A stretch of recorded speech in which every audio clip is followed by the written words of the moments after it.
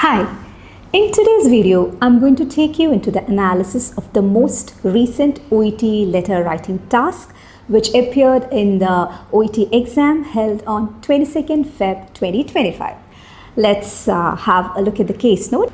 You can have a look at the case note which was displayed on the screen. The case note starts with your role, the writer's role, followed by the patient details. Then you have the patient's social history, family history, medical history. Then moving on, we have a date, 13th August 2020, and you have the subjective and objective data from that date. Then you have another date, 2nd September 2020. Then you have a couple of appointments, details from those appointments, then another visit, then 6th Jan 2024, the last date, which is today's date. So quite a few dates you can see in the case note. Then finally you have the writing task. So as you all know, for the writing task, the total duration of the writing task is 45 minutes, in which you have initial 5 minutes of reading time, during which you will not be allowed to use your pen or pencil. You just need to read the writing task and the case note and have an understanding of the situation. So by the end of this 5 minutes of reading time, you might not be able to recall exactly all the details which you have read through, but some of the major points that should be staying with you at the end of the 5 minutes of reading time would be who the reader is, what is the reason for writing the letter, and what is the current problem of the patient. Now, after the 5 minutes of reading time, one thing that you should be careful is you should not be immediately starting your writing. Even though the writing time starts after the 5 minutes of reading time, you should not immediately rush into writing. Rather, what you should be doing is you should be planning your letter. We know that if you plan anything properly, the execution becomes easier. So we need to plan our letter before we start writing the letter. So now, how can we plan the letter? We need to have clarity on certain aspects. So as a part of planning, the first of the few things that we need to have an understanding or clarity on are these questions, I would say. You need to have a proper answer to these questions. That is, we need to have an understanding regarding our reader, who the reader is, whether the reader is a medical or a non-medical person, whether this is a known or unknown case, and direct or indirect service, which means that whether the reader is somebody who will be directly involved in providing service to the patient or somebody who will be just making arrangement for the same. Okay, so now to get answer to these questions, let's do a deep thorough analysis of the case note and the writing task. Now, if you look at the writing task, what is said here? Using the information from the case notes, write a referral letter. So you understand the type of the letter. It is a referral letter to a respiratory consultant. So our reader here is a specialist, a respiratory consultant for. So what is the purpose of writing this letter for? Further investigation and management. So we got details like what is the type of the letter. It's a referral letter.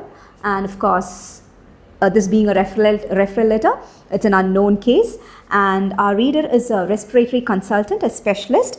And the reason for writing the letter is requesting further investigation and management for your patient. And it's also mentioned that include the relevant history of the patient. The relevant history of the patient should also be included in the letter. So these are the details that we get from the writing task. Now let's see whether we're able to answer those questions.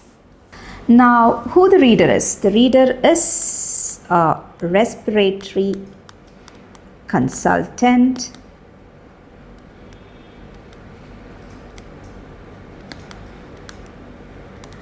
Now, whether the reader is a medical or a non-medical person, why are we asking this question?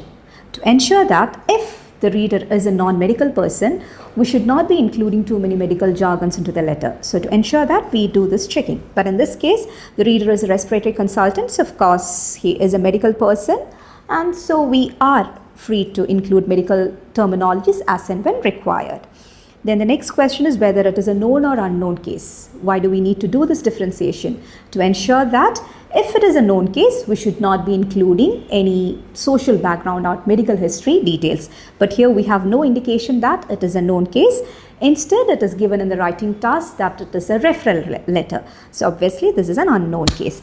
Then we need to understand whether the reader is going to provide direct service to the patient or whether the reader is going to make arrangements for the same. But we don't have any indication as to the reader has to make arrangements for the same. So we understand that the reader is going to provide direct service to the patient. So we have got answer to these basic questions, which is actually the first step of planning, I would say. Then we need to understand the purpose of writing this letter. That also we understood it very clearly from the writing task. We are writing this letter requesting for further investigation and management. That is the requirement. We have not identified what is the current problem of the patient, but from the writing task we understand that the patient requires further evaluation or further investigation and management from the reader. Then the next very important step or a crucial step, I would say, after the identification of the purpose is data selection based on this identified purpose. We have understood who our reader is and what is the reason for writing this letter.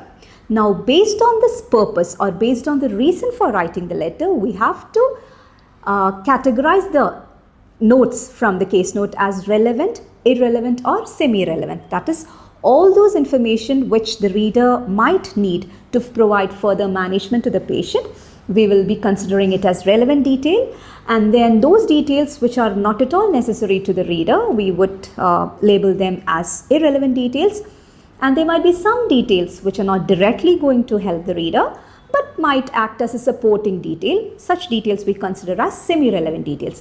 Now let's get into the data selection based on the identified purpose. We have to keep in mind that the reason for writing the letter is providing further assessment and management to the patient for some condition of the patient, that what we are going to identify now from the case note. So for this purpose, what all details would be relevant from the case note we are going to now identify. Now during the 5 minutes of reading time, another thing that you would have understood is what is the main issue with the patient. So in this case, it is clear that the patient was diagnosed with mild asthma, and the patient has persistent symptoms of this condition. So that is the issue, and that is why this patient is being now referred to a respiratory consultant. So for that purpose, which all details from the case note would be relevant, we would be selecting them now. Now, of course, today's date we need to consider because that is the date with which we are going to start the letter, and it's also very important to understand what the writer's role is. You are a nurse working in the asthma clinic. Then today's date is relevant. Patient's name and age. Age is 8 years, so we understand that the patient is a child. So we have to be careful not to use the title anywhere. Then from social history, 3rd grade student at Westminster School. For a respiratory consultant, I wouldn't consider it as a relevant detail. So that is irrelevant. Lives with parents, again irrelevant. One sibling, that is also not a relevant detail. Interested in drawing and painting, for a respiratory consultant, I would say irrelevant. Actively engaged in sports, maybe semi-relevant or rather irrelevant. Now moving on from social history to family history, we see that both of these details, that is father severe bronchitis in childhood and brother's rhinitis, both are relevant because the current issue of the patient is also related to this. So we should be considering both of these as relevant details. Now moving on to the medical history of the patient. Slap cheek syndrome has no connection with asthma, so irrelevant. Hairline fracture again has nothing to do with the current problem, so irrelevant. Hay fever is something, it's an allergic condition, so it might be an important or useful information to the respiratory consultant, so that we need to consider it as relevant. Now what we see is a date, 13th August 2020. Now the date on which we are writing the letter is 2024, which means this has happened years back. So this is the point at which this main problem, that is mild asthma, was diagnosed, and how the patient presented, what were the presenting complaints on assessment, what we found out, how it was diagnosed, and what was the management given. So what we have to ensure here is that you don't have to get into too much of detailing here, because this happened years ago. We just have to provide a summary of these details without getting into too much detailing. It has to be presented in a concise way. The main aspects that we have to ensure is this diagnosis and the management that we started, salbutamol. These two should be there. The rest of the points need to be concised. Then talking about the subsequent visits, what we see is that the patient's symptoms keep fluctuating. At one point you can see it has improved, then again it is worsened, then it is worsened again. So you can, and another thing that you can notice is similar or persistent symptoms: cough, wheezing, shortness of breath, again wheezing, shortness of breath, cough, chest tightness. So the challenge here is that how concisely you're going to present it, how you're going to summarize it. You cannot leave out any detail. You cannot leave out the details completely as such, but at the same time you should not be going into the minute details as well. Okay, the gist of all these happenings should be included or should appear in your letter. Then again, when you come to the third visit, the symptoms have improved, but still the patient has mild cough, sneezing. And when it comes to today, what you can see, again they say persistent symptoms and trouble with sleeping, uses inhaler 4 times. So here when it comes to data selection, what you need to understand is that the data as such, we cannot go for a one-on-one or one-by-one selection of the note form, the notes from the case note. What you have to do is that read through the case notes or read through these dates multiple times, understand what the actual scenario, what happened across these dates, across a period of a few years, what has happened with the patient, and you will have to present it in a summarized way. That is the challenge here. So I hope that is clear. Now that we have done the data selection from the social background, from the medical history and the family history, we were able to clearly pick out the relevant information. But when considering the dates, which started from 2020, it spanned across 2 to 3 years. So in that, what we have to keep in mind is that we need to ensure that we don't leave out any important information. Some major happenings should not be left out, and at the same time we need to ensure that we are not repeating the details. So balancing these two aspects, we need to provide the details in a summarized way. Okay. Now once the data selection is done, the next thing that we need to do before we start writing the letter is deciding the structure of our letter. As we all know that there is no predefined structure when it comes to OET letter writing. Of course, we have to start with the purpose paragraph, and we know the final paragraph is the recommendation paragraph. Now after the purpose paragraph, what we need to write. So here, since the main issue is the persistent asthmatic symptoms of the patient, we can start with the visits, the multiple dates on which the patient has visited us. Then followed by the visit, there we can talk about the history and background, and finally we can wind up with the recommendation paragraph. So once we decide on the data to be included in the letter and how it has to be placed in the letter, that is the structure, then we can move on to our actual step of writing, that is transforming the notes into grammatically right sentences.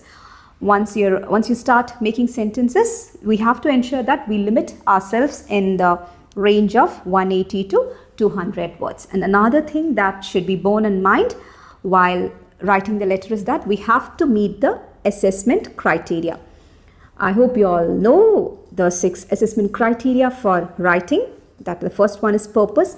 That is, the reason for writing the letter should be clearly conveyed to the reader right from the first paragraph, the initial paragraph. That is, why this letter is being written to the reader. The reader should get a clarity from starting from the very first paragraph. Then the next criterion is content, which says that all the necessary information or all the key information which the reader is looking out for regarding the patient should be included in the letter. Then the next point says conciseness and clarity, which says that you should not be including any irrelevant or unwanted information, and you will have to summarize the details in an effective way. I think that this conciseness and clarity plays a crucial role when it comes to this particular letter. Then genre and style. Of course, we need to maintain that formal and polite tone. We should not be using too many medical aspects if the reader is a non-medical person, and so on. Then organization and layout. This is nothing but the paragraphing that we have already decided. And finally, it is the language, in which we have to be careful about the grammar, the punctuations, then vocabulary, spelling, all those. So incorporating all this, I have written a sample letter. You can see it displayed on the screen. So the purpose says that I'm writing to refer, since it's a referral letter, I'm writing to refer Jane Huntington, an 8-year-old student of Westminster School. Actually, this is not very relevant, semi-relevant detail. If you want, you can mention it. Even if it's not mentioned, also it is fine. For further evaluation and management, that is the requirement of her persistent asthma symptoms.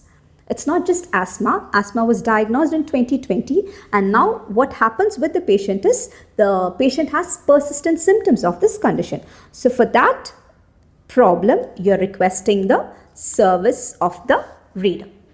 Now followed by that, you have 2 paragraphs which talks about the visits. Now if you read through these paragraphs, you can understand how concisely the information has been presented without repetition, but at the same time including all the main details or the main content has been retained, but at the same time repetition has been avoided. You can go through the paragraphs, and in this paragraph history and background details have been mentioned.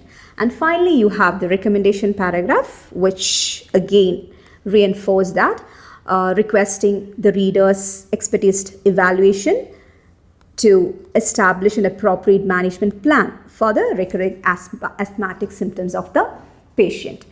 So this is just one way of writing the letter. You all can have different variations of the letter. So I'm looking forward to more such samples from your end.